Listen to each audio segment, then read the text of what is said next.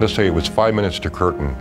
So I'd say 5 minutes, Borge, 5 minutes, 2 minutes, 1 minute standby, and Borge would be standing next to me.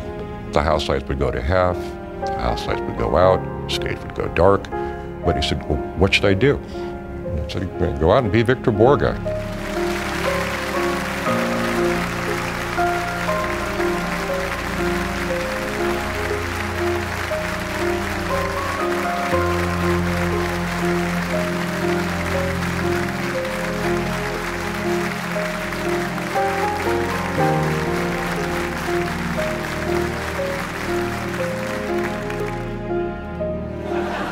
Throughout his long life on stage, he held his audiences in the palm of his hand. Ja, der var han et geni.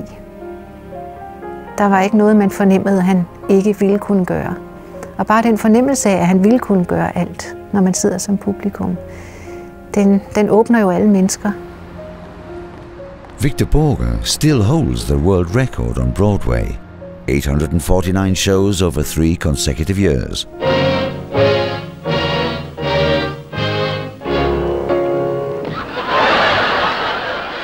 For over 60 years, he made people laugh.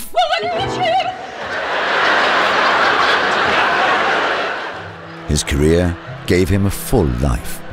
Han boede i verdens største hus. Han havde en båd, der lå nede i vandet, lige neden for græsplænen, som var fantastisk. Han levede et liv i sus og dus, og det kan man ikke få gratis. Det har en pris.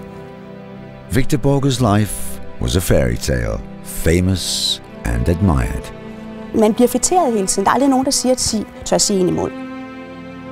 Der er aldrig nogen, der gør modstand. Man får sin vilje hele tiden, og det er der ikke nogen mennesker. Ingen i hele verden, der kan tåle.